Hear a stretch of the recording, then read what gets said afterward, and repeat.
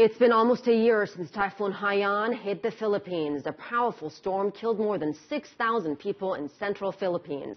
Many more are still missing to this day. CCTV's Barnaby Lowe was there during Haiyan's onslaught and looks back at one of the biggest storms in history. A parade right in the heart of downtown Tacloban.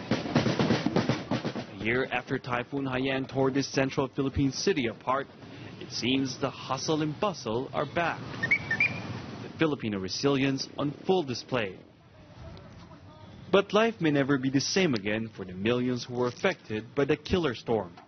Visiting this graveyard has become a daily routine for 50-year-old Evelyn Facturanan and her children. Evelyn lost her husband and 30 other relatives to Haiyan.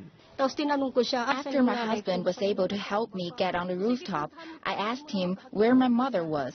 Still downstairs, he said, so I told him to go get her. As soon as he turned around, the ocean surge came and we all got separated. It was that tsunami-like storm surge. And winds over 300 kilometers an hour that killed more than 6,000 people, possibly more, in and around Tacloban and neighboring provinces. Typhoon Haiyan has made landfall over here. We were there to witness the wrath of Typhoon Haiyan firsthand. So as you can see, the ocean's just over there and the water was rising really, really quickly. And so we had to get to the second floor also really quickly. And there's this hallway over here, this long hallway here became sort of a wind tunnel. And as you can see, there are metal sheets all over the ground. These metal sheets actually came from the ceiling and they were flying all over us. And if one of these metal sheets had hit my head or my neck, I probably would have been dead. And so we decided to hide in one of these rooms. This was actually my room. A year has gone, but the hotel that became a refuge remains visibly wrecked. Half of the space now being utilized for storage, the rest abandoned. Around the hotel, where we had our first glimpse of the death and destruction, we saw signs of progress, but there were still remnants of the devastation. This is all that's left of Evelyn Facturanan's house, which she and her husband built from money they earned in large part from raising fish. Her only source of income also gone. Evelyn and her children now live in a much smaller, more modest home. The effects on our lives is as strong as the typhoon itself. We lost our livelihood, and I lost my partner in life. He would help even with household chores. He didn't mind washing clothes and sweeping the floor. We had big dreams for our children, but how am I supposed to achieve them now? I can barely manage our day-to-day expenses. Evelyn and her family aren't alone. Despite some semblance of recovery, many families continue to suffer, particularly those living in tents, and even those who've been provided temporary housing. 14-year-old Shane lives with her mother and siblings in one of these bunkhouses. Having a roof over their heads may be considered a blessing by those less fortunate, but it was there where Shane met the people who changed her life.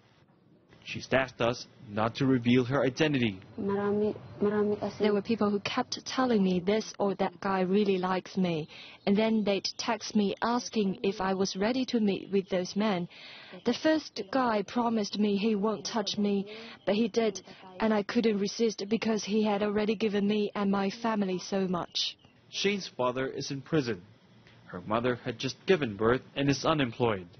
She says she had no choice but to accept what she described as help in exchange for sex, but isn't proud of it. A lot of people say that I've changed. I feel like I've lost my worth, that I've thrown my life away because I'm not a virgin anymore.